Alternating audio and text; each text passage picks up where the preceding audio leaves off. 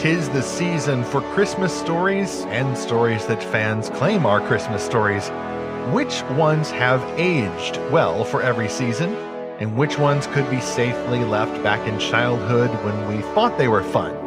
In this episode, let's crack open the spiced eggnog, celebrate the best, and boo the rest. Speculative fiction, like no other genre, reflects the creativity of God. If you look at the scriptures, you're going to have to see that God uses imagination more than rational discourse. We are supposed to be image bearers for a vastly creative God. Reading fantastical fiction opened a portal in my imagination for a place other than just a materialistic world. I experienced the gospel story with the mind of someone who loved adventure and loved the idea of light conquering darkness. We're wired for stories that reflect how we see the world in ways that are true. The story is either pointing to Christ or it's pointing to our need for Christ.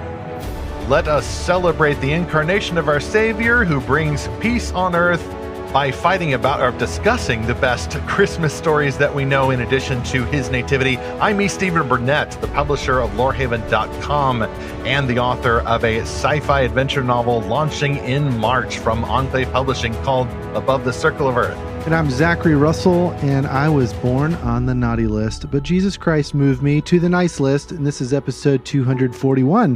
What are the best and worst fantastical Christmas stories? That is a great way to redeem that little legalism that gets snuck into Christmas alongside some perfectly legitimate legends about St. Nicholas. Zach, I actually observed St. Nicholas Day, December the 6th, a little bit more than usual. Put up a third Christmas tree, yes, a third, on the top floor of my house in the office, which is also Lorehaven headquarters. Right now I'm finishing some gingerbread coffee and enjoying the cooler, wetter weather outside, even in Texas. And I'm wearing my Arthur Christmas sweater, so maximum Christmasification has come to the studio this day. Okay, so I didn't realize that was St. Nicholas Day. So this is crazy, Stephen. Just yesterday, I saw a video, and I'll put it in the show notes. Archaeologists in Turkey believe they have discovered the tomb of St. Nicholas. Have you seen this? I have seen this, and I wondered if it was something new or a headline that has been resurfaced in order to put that right on St. Nicholas Day and get those sweet, sweet clicks as stocking stuffers. I'd have to look further into that, but of course, I would have to say, Zackary, that St. Nicholas is not dead. He's surely alive. That's Text right. your friends, start a movement, print the devotionals. There must be an inquiry. There must be a franchise. We must go culture warring because Santa Claus lives. To this day, he lives, Virginia, and he flies around in his sleigh from his headquarters in the North Pole. So there. Yeah, I mean, just some really funny quote tweets of this. Drew Dick said, "Good job, archaeologists. You just told all the kids Santa is dead right before Christmas." Yeah, well, then, the secularists on their right. little crusade again. Happy holidays and whatnot. Yeah, whereas former podcast guest Middle Earth Mixer said, Santa deniers are in absolute shambles right now.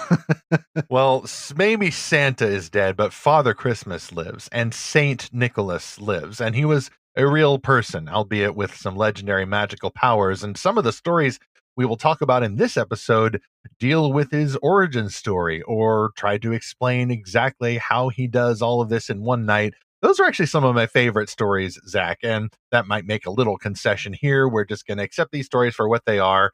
A secular Christmas parallel, though inspired by church history. We've got the Santa Claus episode back in our archives, I think a few years ago. We might link to that in the show notes, too, along with other links in the show notes to these new on-screen articles we've been publishing at Lorehaven. We've got two of them, Lord willing, two of them released just yesterday on Monday. One about this really weird Santa movie. I think it was a Netflix movie with Jack Black or something.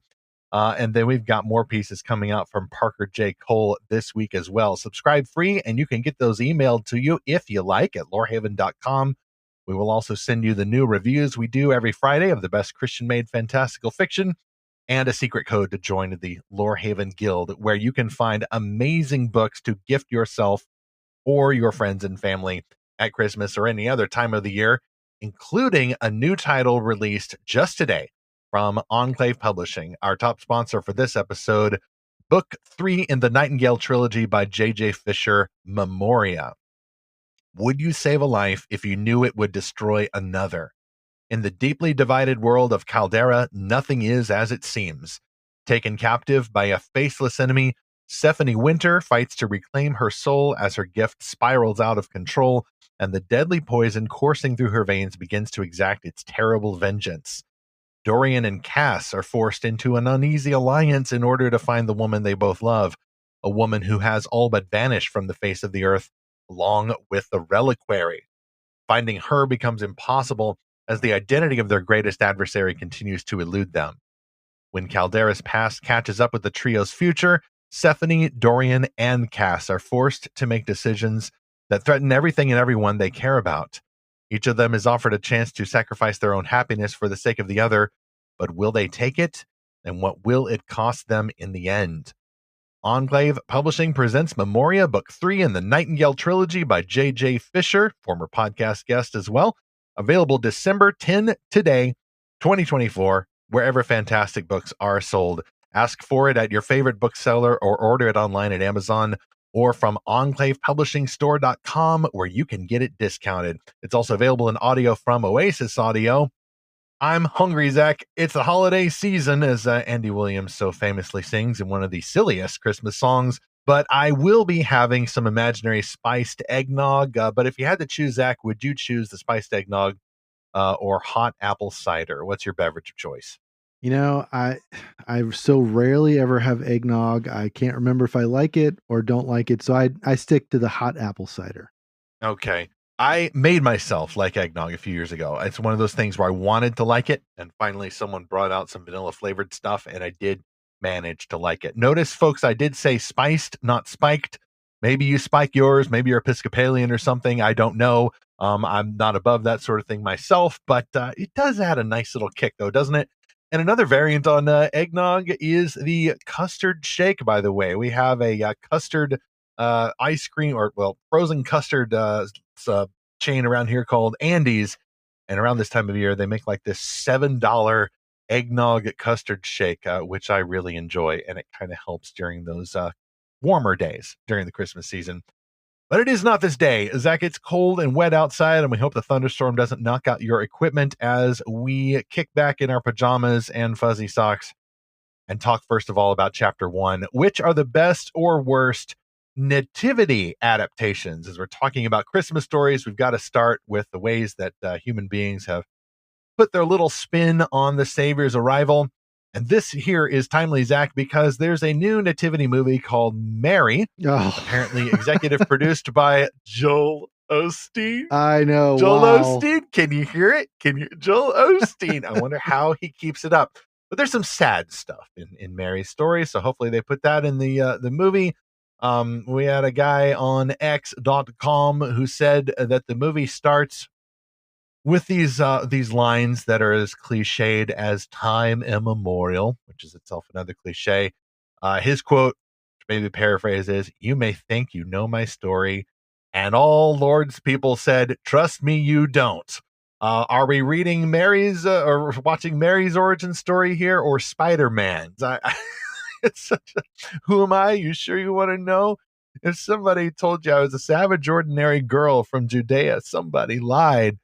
We'll put that source in the show notes. This doesn't sound like a nativity adaptation that I would enjoy very much, even though apparently Joseph does overtly kill a Roman soldier, which is kind of hardcore. Appreciate the respect for Joseph there. Yeah. Mike Winger had a lot of good comments on this. I've been following his kind of live blogging of this. You know, there's some oddly pro Jesus things, but sort of biblically inaccurate, if that's even a category. He says, "We've been wrong. Netflix has straightened us out. The reason there was no room at the inn is because multitudes of people from all over came to Bethlehem so they could be there for the birth of the Messiah." What? According to Netflix, this was widely known. What? What? No. So widely known that Herod had to consult wise men from the east where that would happen.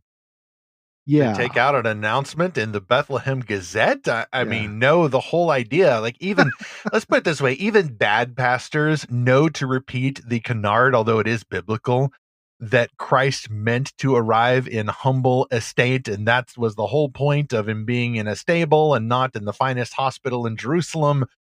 Christ was supposed to have this absolutely impoverished beginning and sneak in undercover, as it were.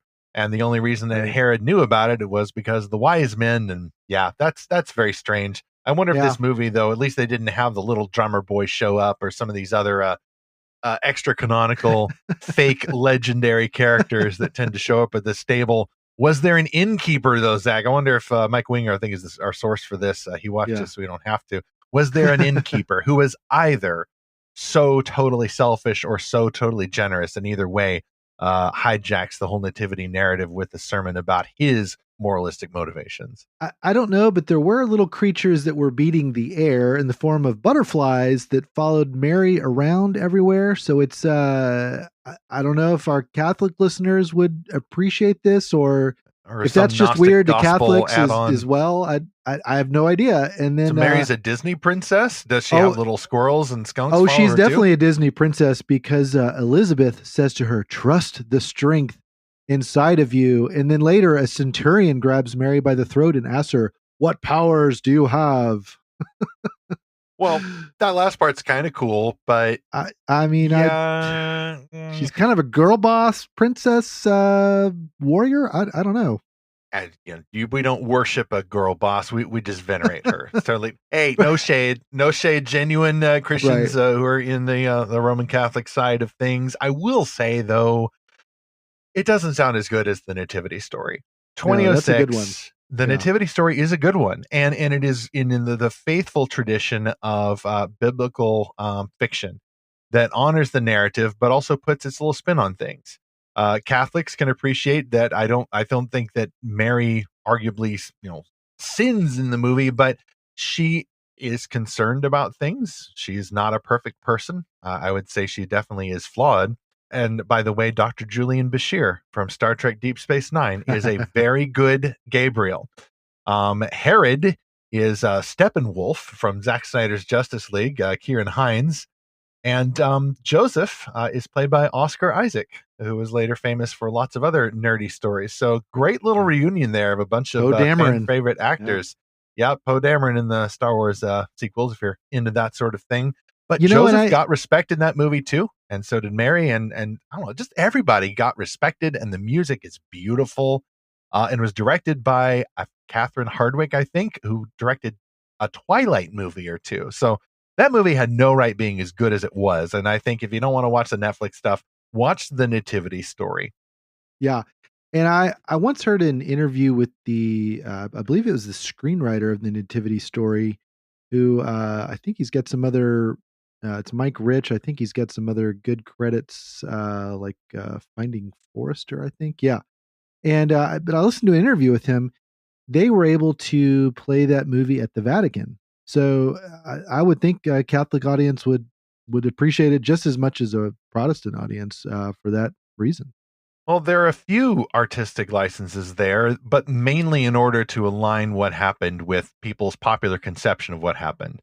You read the scripture, Matthew 2, the wise men, not kings, by the way, but wise men. So I think they do get that right in the film. There are 3 of them, of course, because the song said so. They do come from a very Persian-like environment, so at least it's not from Orient, But the wise men are the comic relief, but they're not so comic relief as last year's Nativity musical, which I don't know how much I want to say about that.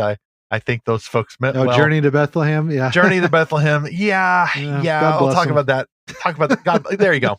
Lord bless their hearts. But yeah. I think I appreciate the Nativity Story because, okay, the wise men do go to the stable there, which is the popular conception. But that wasn't in accordance with the biblical narrative. The wise men show up several months later, perhaps. Just works out better with the timeline. And by then it seems that Mary and Joseph had found more permanent lodging. Don't be a Scrooge. I like how that ended. I like how it ended too. I wasn't faulting it. I'm simply saying that it's not what Scripture says. But for those who say, well, that's not what Scripture says, I'm correcting them. I'm saying, hey, it's a passable reason to collapse a timeline for the sake of the movie. I do not believe that is a sin. Similarly, in the Fellowship of the Ring, yes, Gandalf leaves the Shire to go research ring lore, and then he doesn't come back for several years. Whereas in the film, it could be several weeks or even several days in order to just hasten things along a bit. It's okay to hasten things along a bit. And then Mary and Joseph evacuate from the stable at the end when the forces of Herod come in. But there's no fighting the forces of Herod there. They just clear out in time. So points to the nativity story there for biblical accuracy. And Joseph gets all his information from dreams, which is exactly what the scripture says.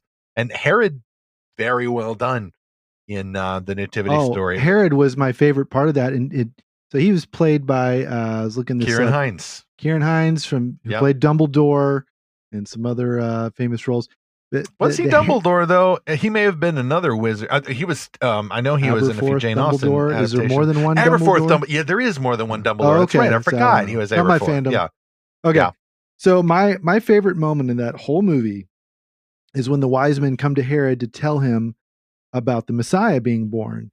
And then Herod just and he says, "Oh, tell me where I can go find him so that I can also worship him." And it's obviously insincere, but it's like, because that line always puzzled me in scripture. Like, why did they not go back and tell him? Why did the angel warn him? Why did he say that if later the angel had to warn them not to go back to Herod? And it's because he was lying. He was insincere. Absolutely. Yes. And sometimes, and this is one of those things in scripture. Sometimes there's not the commentary from the author to tell you that so-and-so was lying about what happened. A good example of this recently, something we were studying in my family, was the death of King Saul. And it says that, he fell on his sword, right? So when his army was defeated, but then later a guy comes up to David and says, "Oh, I killed King Saul." Right. And so he was lying to get favor with David. And you don't always pick up on those things because it's not always spelled out. But when you look at the context, it's clear that, both these guys were lying. Herod was trying to trick them. And so the way that actor delivered that line was just perfect. Well, Kieran Hines is a terrific actor, and he definitely makes an amazing foe for the Justice League as well, especially when he's in the souped up version. I have to remind myself the next time I watch Zack Snyder's Justice League, oh, that's King Herod in there underneath all the CGI. Anthony Hopkins apparently plays King Herod, a little bit older King Herod, I guess, in the new Netflix version. And then it was Antonio Banderas who chews all the scenery, spits it out, and then eats it again on purpose in Journey to Bethlehem last year. And generally, I will say that movie was not for me. It was definitely more for Tisha, our guildmaster, and my wife, Lacey, who could appreciate it for what it was. But I will say I wasn't really feeling the holiday spirit there. I was feeling a little bit more secondhand cringe.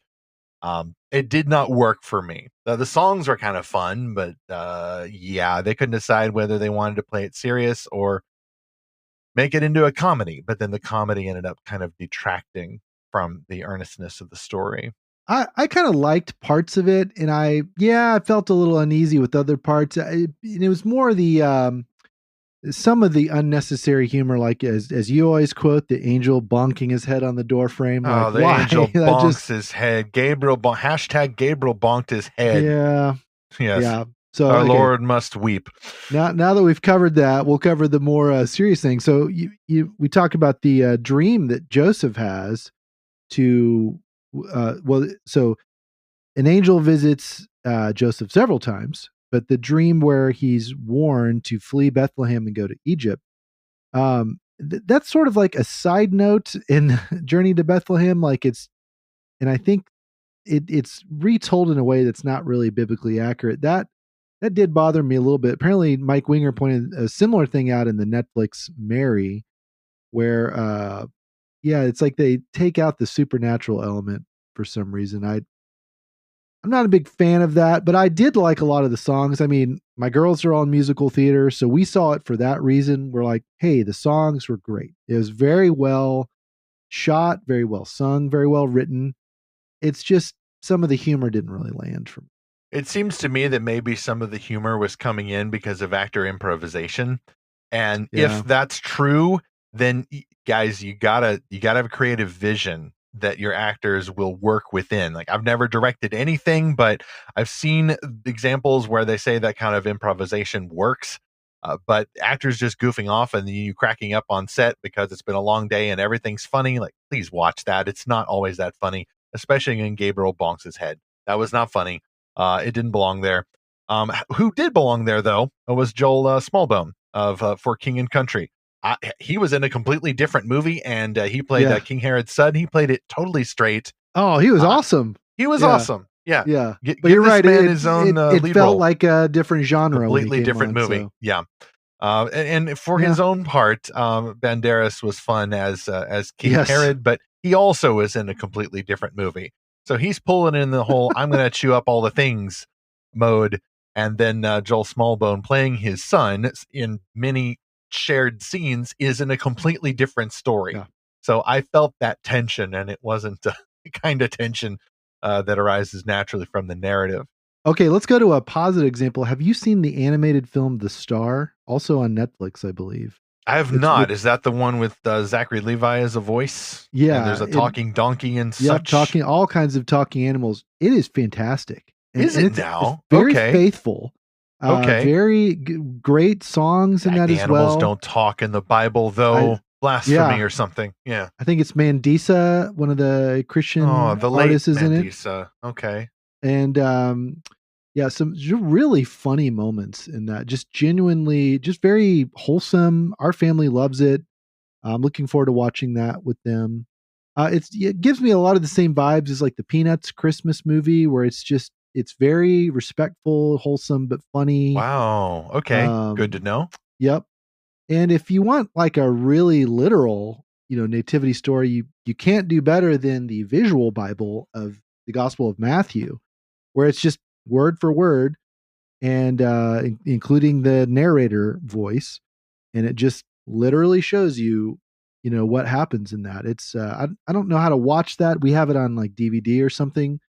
Visual Bible I think they've made all the Gospels. The Gospel of John is particularly good because it's a little bit newer. But anyway, those are some good examples. And then also Dallas Jenkins, wasn't his first kind of foray into The Chosen? It was about the shepherd. Yeah. The shepherd. That's what it's called. Yeah. That's the one. It was a short film. Very good. Okay. I think you can still get that on the Chosen app. And it is in canon with the Chosen series. They've actually shared actors and actually circled back to a few of the figures you see in that. We should watch that again this year. The Chosen, of course, has done one, possibly two theatrical Christmas specials. Right. This year, I guess they're not doing one. I think they got a little busy. But I do remember going to where they actually portrayed the entire birth of Christ. They brought back the Joseph and Mary actors from The Shepherd. Really, really good stuff there. Great adaptation. Very faithful, as per usual for The Chosen, while still adding their own little dramatic spin on things. And then there was another one last year that I don't think we saw. I mean, you can't really retell the Christmas story again, but you could emphasize another aspect of it, or talk about or explore how other characters learn about it or something. So I would need to go back and see whether they remixed that or not. I've kind of lost track of those. But Zach, I grew up with adaptations of the Nativity narrative. One thing that people don't really know is that other people showed up at the stable besides the shepherds. It was also Chris, Joy, and Gizmo who time traveled through a super book in order to witness the first Christmas and learn a valuable lesson about the holiday season. Also present at the birth of Jesus were Justin, Angie, and Corky and their faithful robot Sir, who got stuck in the first century because of the flying house that was also a time machine. So everybody kind of crashing into the stable there through various anime time travel contrivances. And oddly enough, those three sets of children all sounded very much the same. Because it's the same dub cast all over again in the early 80s. That's the Christmas specials I knew about. And I think that ones that leave out the time traveling kids are probably more likely to be biblically faithful. Speaking of biblical fiction, our second sponsor is author Lori Christine, with her newly released book for middle graders, Garden of Mysteries, a Dragon Slayer Bible story. Stepping back to the earlier part of the biblical narrative, this is new biblical fiction with a fantastical twist for middle grade readers by Lori Christine. An ancient curse, an invisible dragon, a mysterious prophecy. Seth's parents have secrets they won't share with him. Why did the king kick them out of the garden and curse the land? And can the curse be broken? Finding answers to Seth's questions will prove more dangerous than he imagined. Can he discover the truth before the dragon destroys him? Frank Peretti meets the chosen for kids in this adventure-packed middle-grade novel that will inspire readers to identify lies of the dragon and to put their trust in Jesus, the Dragon Slayer. Available for purchase now on Amazon. Also, be sure to check out the companion devotional for Garden of Mysteries, sold separately on Amazon. Learn more at dragonslayerbible.com. You can also get that link, see the amazing cover, and see all of our archive at lorehaven.com/podcast. Chapter 2, we're going from the sacred to the secular. How do we like or dislike secular Christmas stories? Now, in Chapter 3, we'll talk about honorary Christmas stories. That's my term for them. But here, I'm thinking about stuff that's all about Santa and the North Pole and totally imaginary Dr. Seuss characters. Zach, did you grow up with any particular favorite secular Christmas movies that are still Christmas movies, clearly Christmas movies, or other kinds of Christmas stories? It doesn't have to be a movie or show. Yeah, from my childhood, I love the Frosty the Snowman. Was it the claymation or stop just a straight up cheap cartoon? It was a cartoon. That one was a cartoon. Yeah, I'm not sure why it wasn't claymation though. It could have been, or puppet animation, really. Yep, and then kind of middle school-ish was Ernest Saves Christmas, which is really just a comedy about Ernest Ernest P. Earl or whatever his full name is. But more recently, it's the movies like, The Grinch Who Stole Christmas, and now there's a new animated Grinch, which my kid said was fantastic. Not the Mike Myers or whatever live action one. Jim Carrey, yeah. Or Jim Carrey. Oh, Mike Myers was the Cat in the Hat. Yeah. I'd avoid those ones. I really like the Muppets Christmas Carol, which I only just discovered a year ago, but that's been around for a long time. Okay. I couldn't quite get my kids to like it as much as I did. I don't know why. But I quite like that one. I guess because I grew up with the Muppets. That might have been some of my kids' first exposure to the Muppets, so that's probably a little jarring. The Tim Allen, the Santa Claus with an E, that was quite good. Yeah, he's pretty good family man movie type character actor. A little rough around the edges, but it's a good redemption arc. And then sort of in this category, I don't know if this is the best or worst example, but Scrooged with Bill Murray. Now I keep hearing about Scrooged with Bill Murray, but I've never seen it. It's a modern take. I don't know if I'd recommend it. Yeah. Is it a raunchy comedy or just sort of rough around the edges, like you said about Santa Claus? It's more rough around the edges. I think overall it's a very wholesome story. I mean, it's Bill Murray. I'm a huge fan. I've grown up with all his movies, but it may not be to everyone's taste. It's not as it's not as wholesome as like the Muppets Christmas Carol version. So not necessarily family viewing there, which is an interesting aspect of Christmas movies. Is that there's these examples of overtly Christmas movies that are clearly made for grown-up folks, especially of the romantic variety or romantic comedy variety. I don't have a whole lot of those on my list here. But then there's the family ones, which almost inevitably feature Santa or reindeer or some of those holiday legend characters. We grew up watching the puppet animation ones, the classic Rankin Bass ones, Rudolph the Red-Nosed Reindeer perhaps being the most famous. But I actually am not a fan of the Frosty one. I for some reason, I think it's corny and just a little too whimsical, whereas Rudolph has an edge to it. Not just because there's bullying and name-calling and such, but there's a little sense of spice and sarcasm with Rudolph the Red-Nosed Reindeer. For example, Santa's a jerk, and kind of has his own little redemption arc. Santa's not as jolly as you might expect. I think adults going back to watch Rudolph the Red-Nosed Reindeer may be a little surprised about some of the edge to it that they've missed. There's also, by the way, I guess this happens with Christmas movies, Zach. There's a song cut out of Rudolph the Red-Nosed Reindeer, which I imagine there will be memes aplenty on the internet telling you how to go to the menu to put it back in. But these days, that's happening with the Muppet Christmas Carol.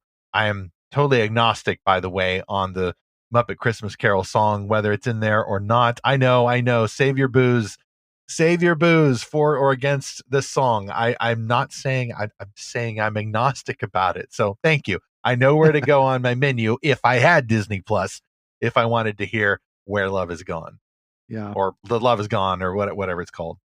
Okay, some other ones that are some family favorites are Rise of the Guardians from about a decade ago. It's from DreamWorks Animation, and it's sort of like this Russian accent, muscular Santa Claus teams up with the Tooth Fairy and the Easter Bunny and some other fan favorite Jack Frost, voiced by Chris Pine. Yeah. So that's a pretty good one.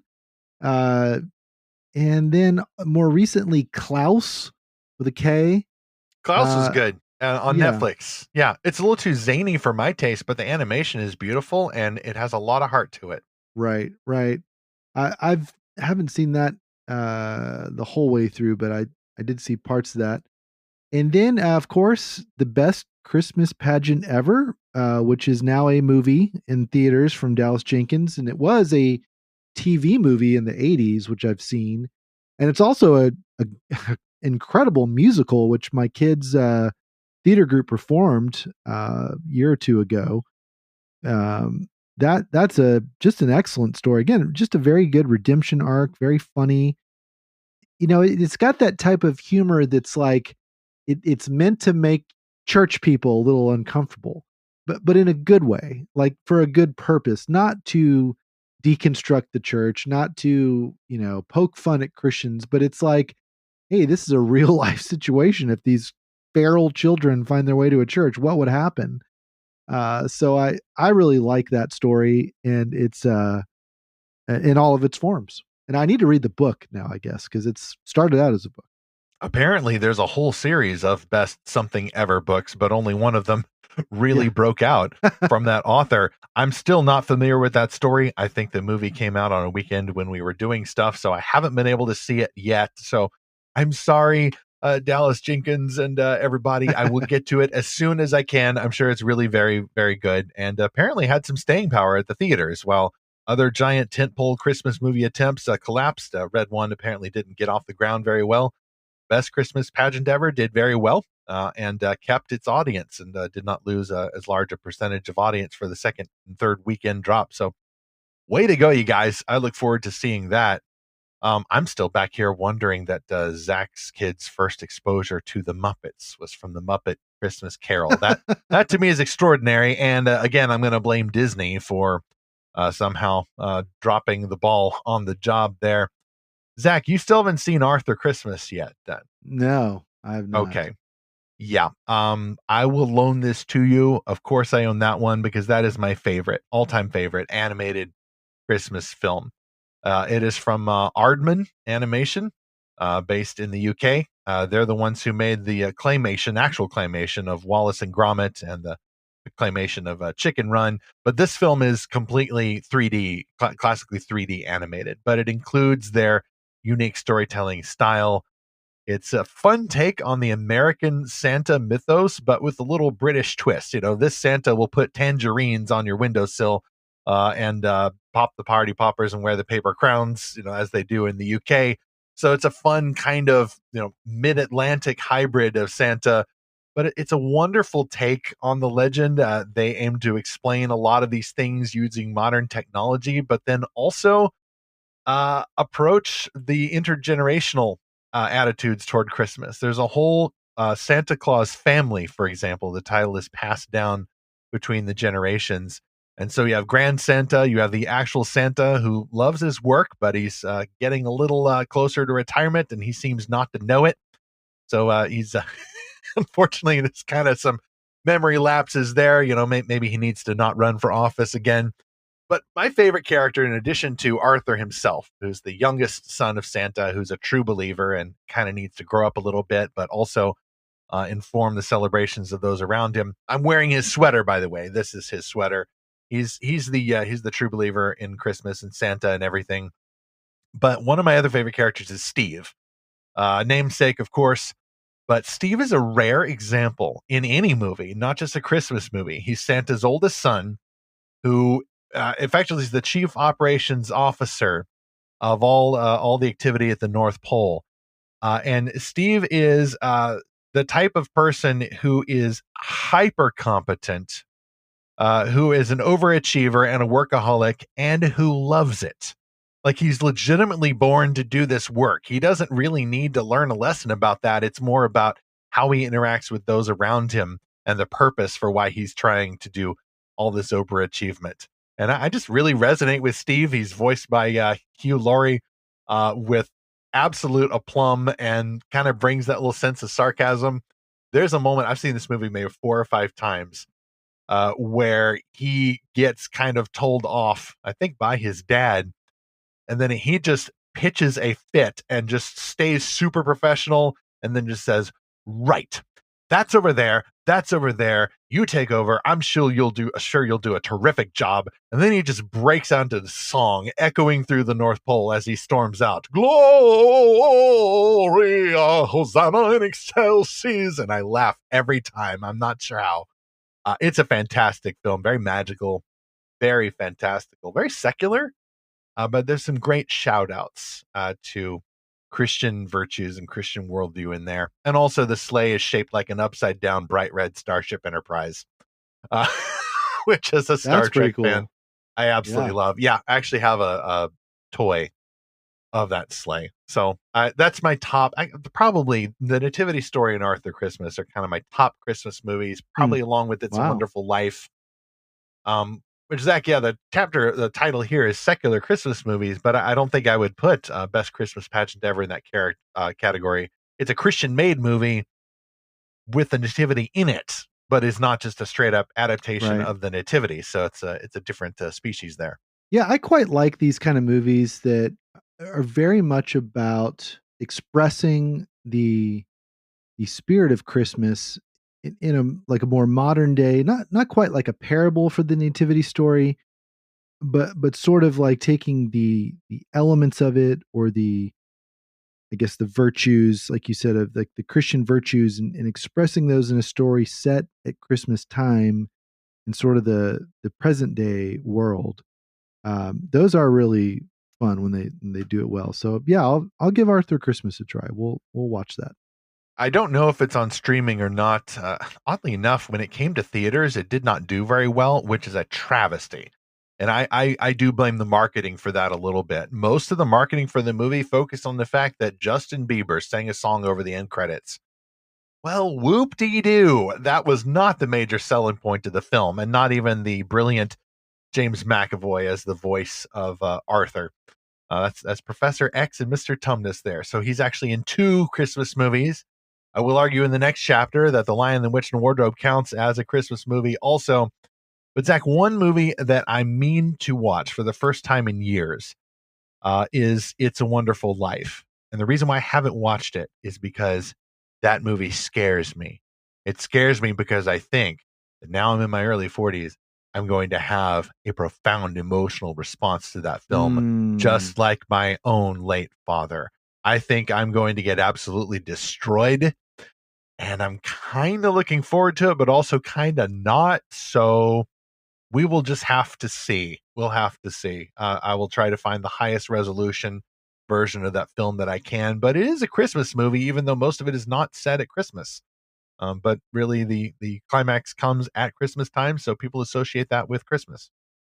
Yeah. Now, my wife and kids love to watch White Christmas with all the singing and the dancing. I will hear that around the house this time of year. So again, we're a very musical household, so I can't escape that. Yeah. It looks like It's a Wonderful Life is streaming on Amazon. And Arthur Christmas is streaming on Paramount Plus. So those are some brilliant options to catch okay that.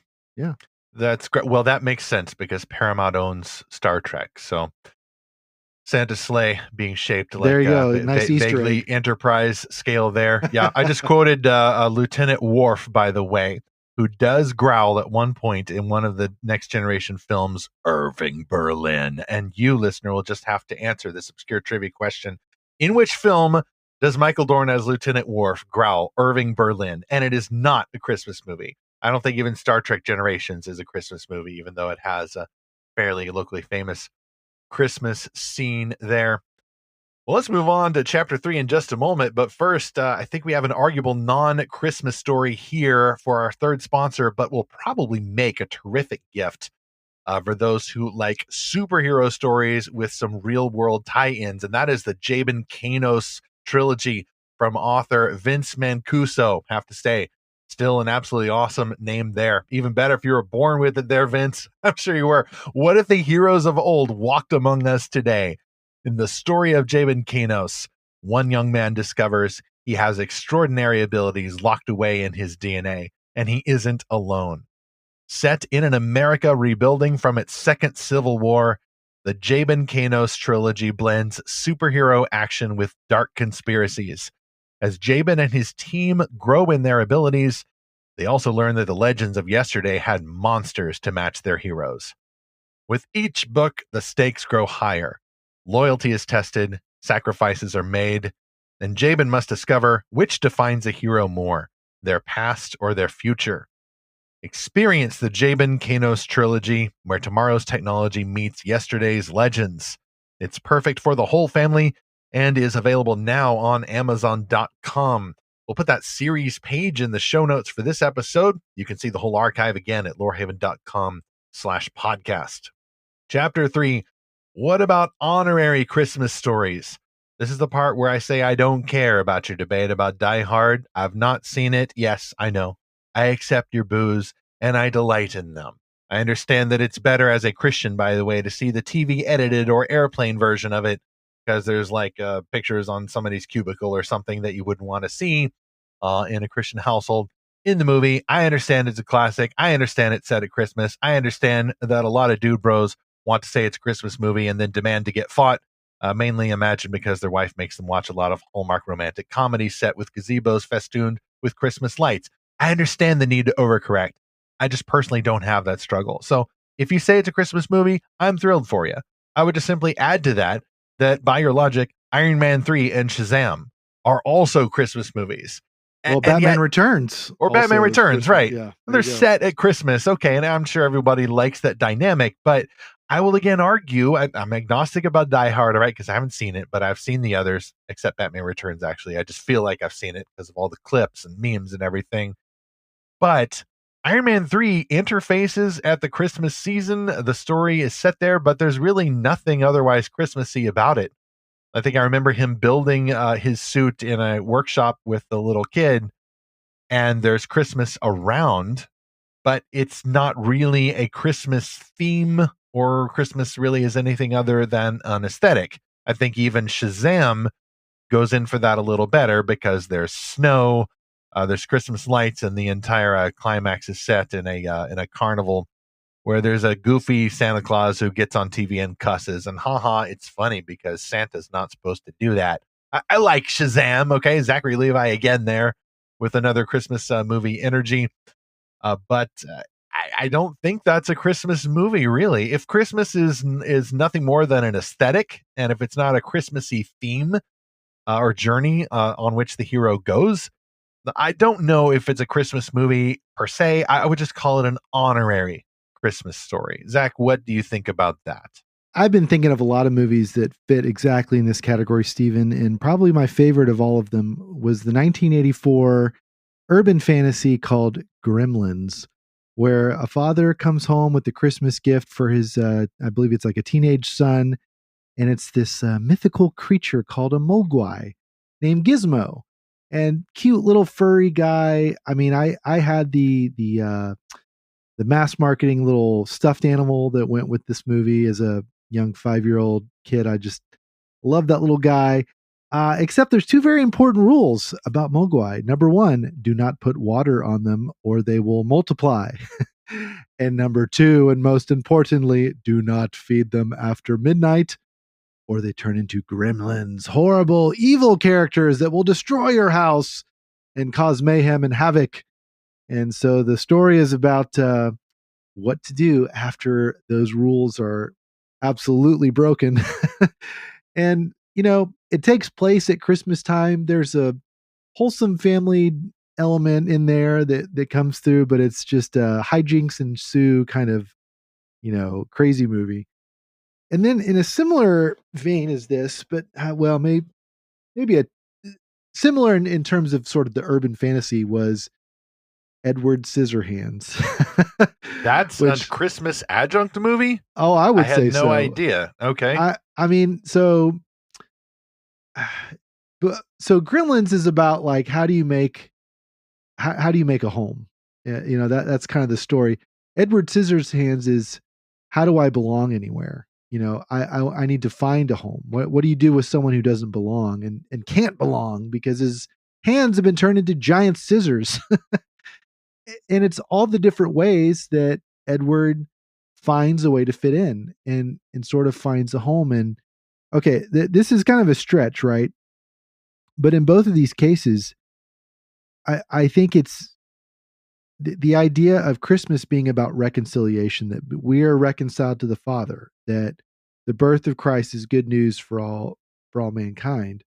I think there's a little bit of that in there. And in a totally different sense, but a similar theme, the Val Kilmer 80s or maybe early 90s movie, The Saint, where he's this spy, identity thief type person, and he's supposed to steal these cold fusion secrets from Elizabeth Shue's character, but then they fall in love, and then the Russians try to steal it, and then it gets crazy and crazier. It's kind of sci-fi, kind of spy movie, romance. It's got everything, but it's there's winter, there's miracles, there's good news for all mankind with the fusion energy. So there's kind of some elements there. All of these movies, they just kind of give you that warm feeling after the horrible things that happen. And I think what that expresses to me is, look, the nativity story itself has an edge to it, right? We talk about Herod.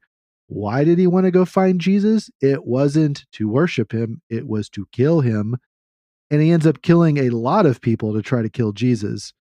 And then they have to flee. They're homeless for a long time and they're in danger. Angels are protecting them. I mean, there's these crazy supernatural, fantastical things that are happening. Yeah, so all these movies, Gremlins, Edward Scissorhands, The Saint, even Batman Returns, there's fantastical elements that have to deliver the day for these characters. So an honorary Christmas story could be one that is set at Christmas, could be that the character goes on a sort of Christmas-like journey. But that second one is where it breaks down for me a little bit. Even Home Alone, for example, could you transpose that story to any other time of the year?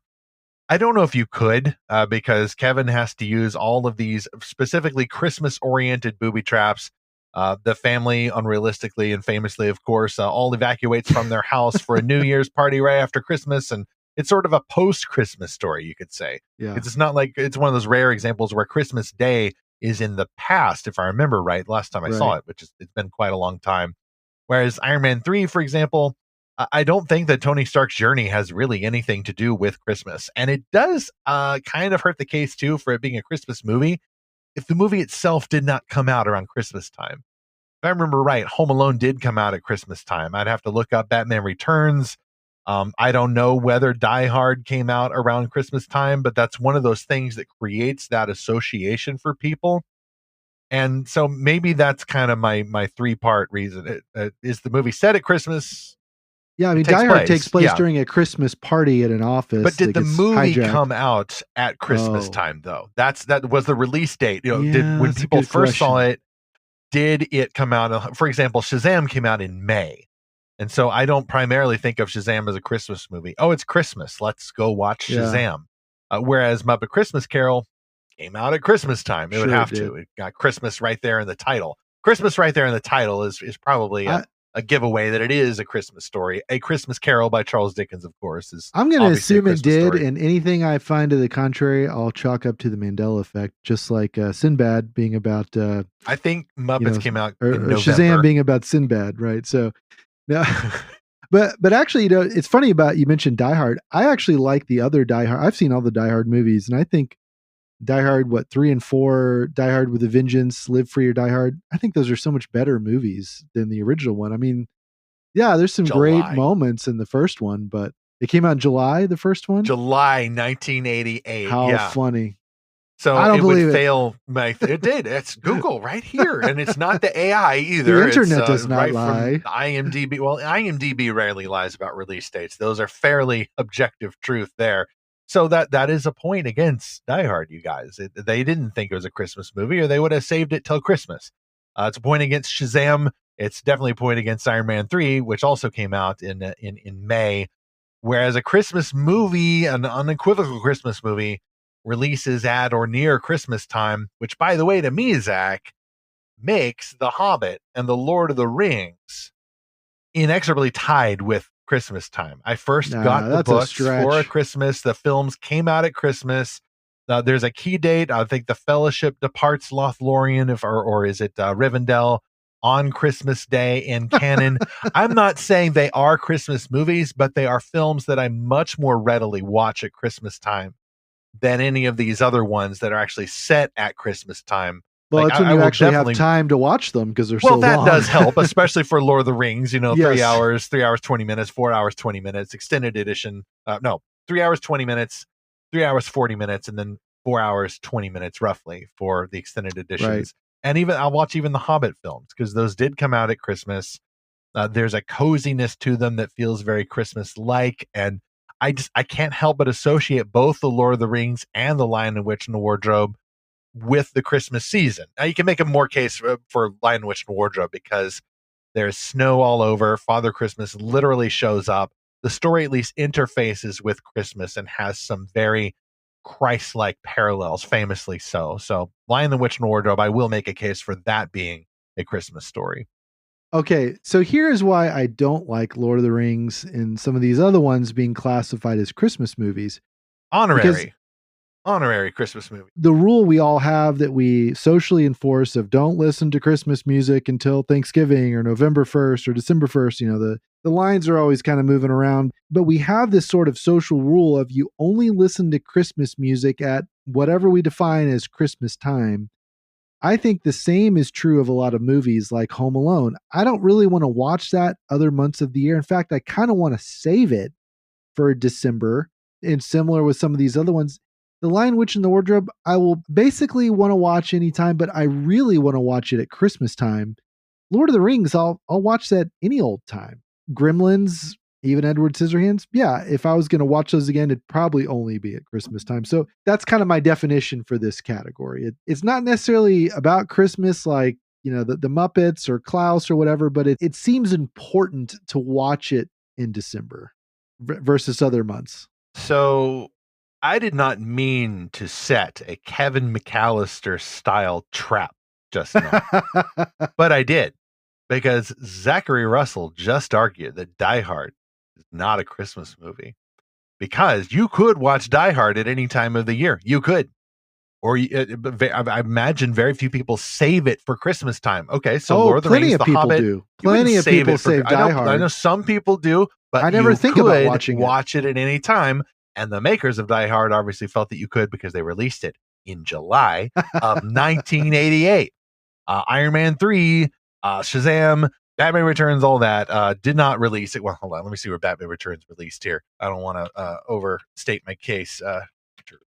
Let's see. There we go.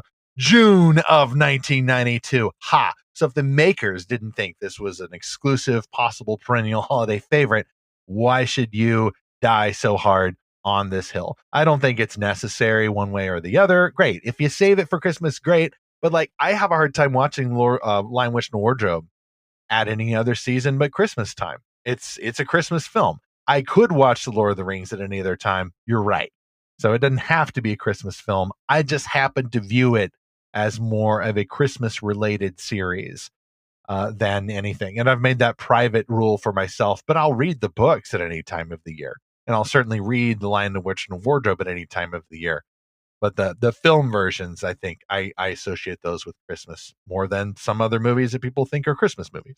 Okay, so you may have unlocked something for me though with this with this rule. Well, you just unlocked something for me, facts and logic, to own the dieharders.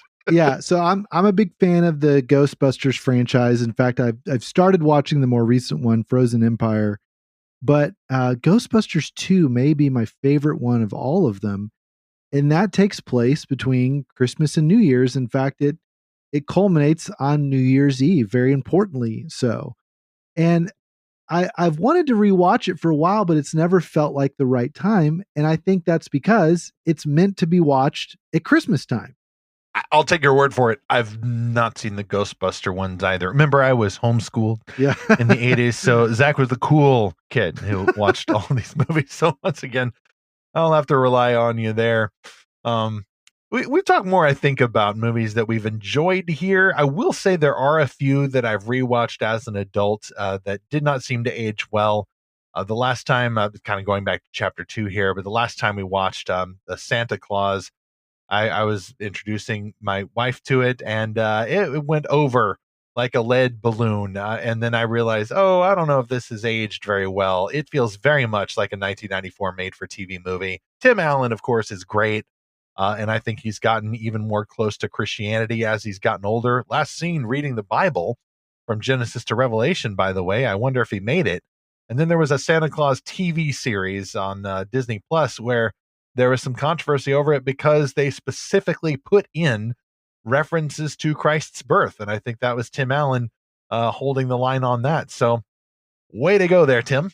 To infinity and beyond. This is the beyond. So we can pray for his salvation if he's not already saved. And pray for the dieharders. I didn't mean to step on their toes. I just like to have some fun. You guys wanted a fight over your favorite action movie at Christmas, and I gave it to you. I had to think about giving it to you, though.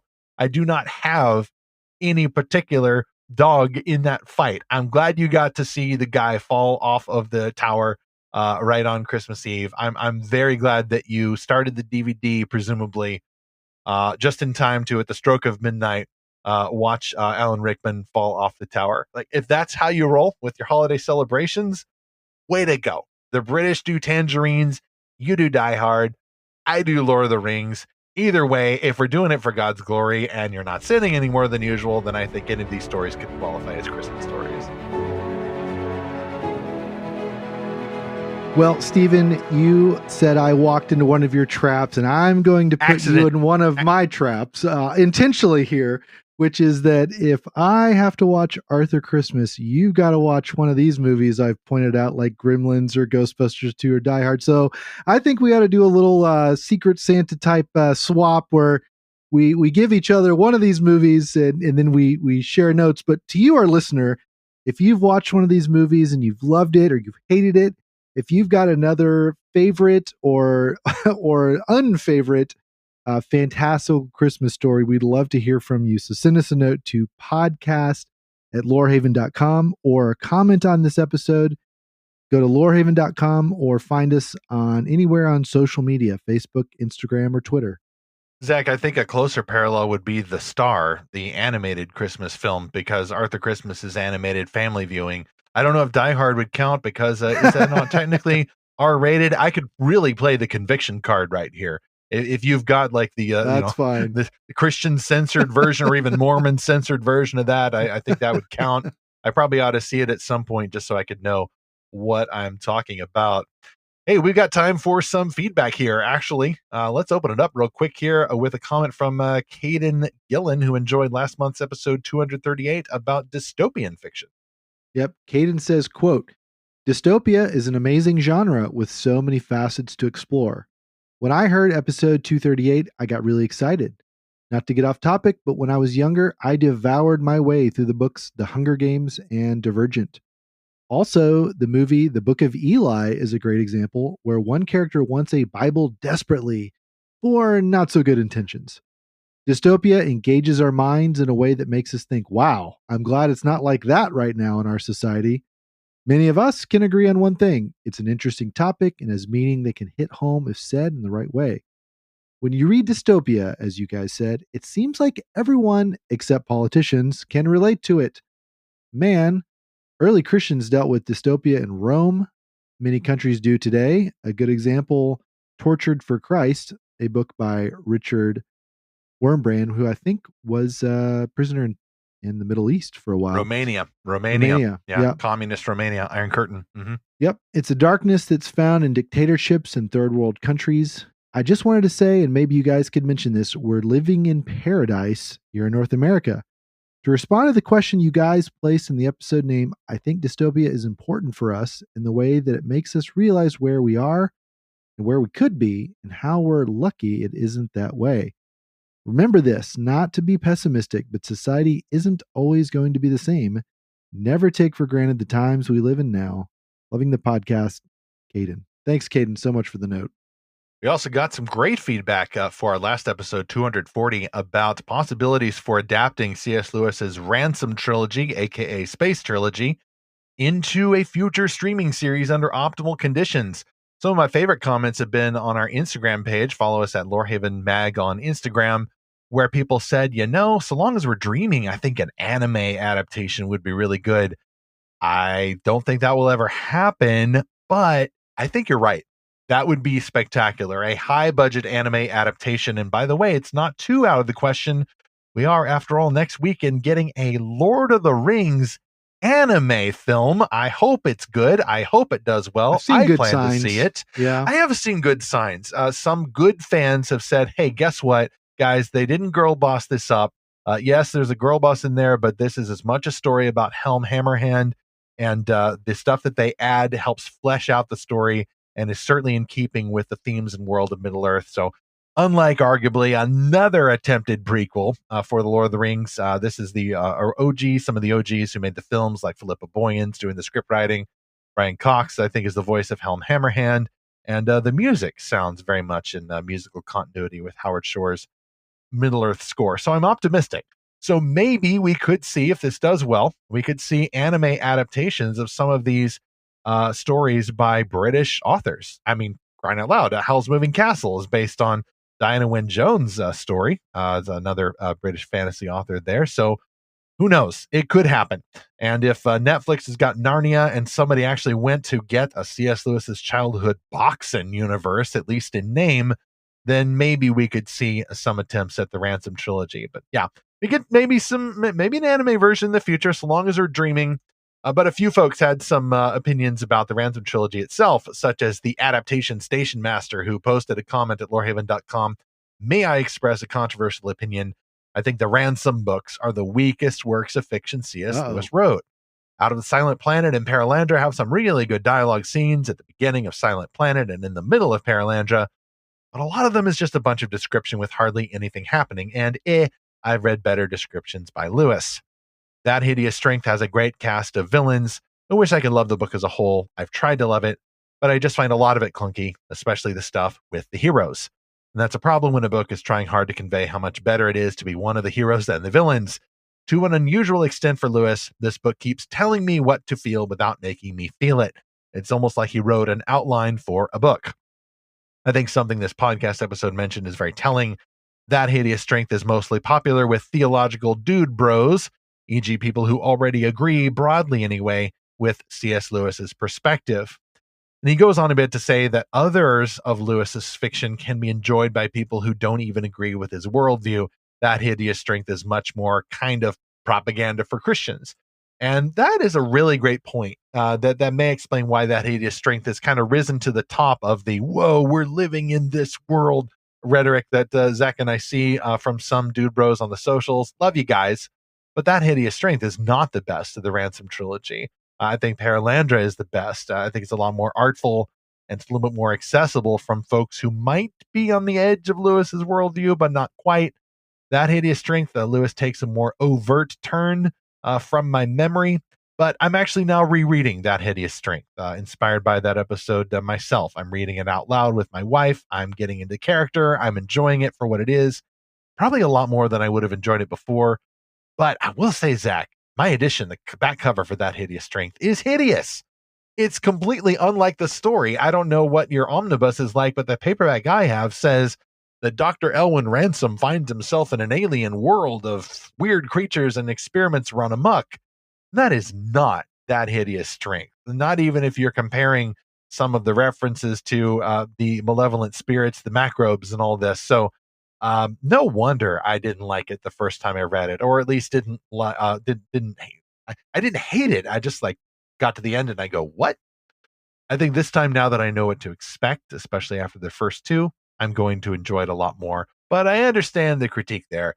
Adaptation, station master. I think that is a matter of setting expectations for what Lewis is trying to do versus what you might hope he was trying to do based on his other works. Yeah, Lewis very transparently set out to make That Hideous Strength an adaptation of his nonfiction book, The Abolition of Man. He says so in the preview. He says so. So, okay, he is pretty overt, like you said. And I think part of the problem with that book is that it's about 3 different genres or more in one book. I mean, it starts out as this political drama, right? And then it goes into this sci-fi mystery, and then it goes into this urban fantasy, basically. And so it's very fluid in how it goes back and forth to all. And then there's not really a central character. There's Ransom shows up, but he's not really the main character in the story like Mark Studdock is, and he's not really the main character. It's a little hard to follow, but honestly, I enjoyed it the most. I had the hardest time with Paralandra. I kept putting Paralandra down and having trouble returning to it.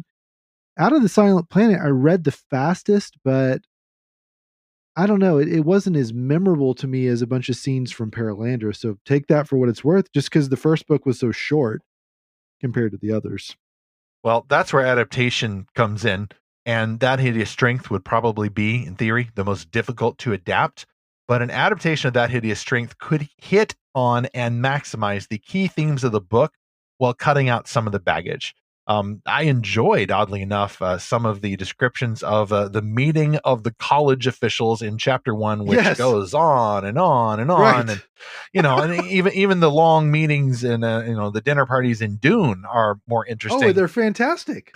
Yeah. But here, but then at the end, there still is a purpose to it, for example. Right. And a good adaptation would flesh that out. You kind of see at the end with some commentary from Lewis, but it's very subtle.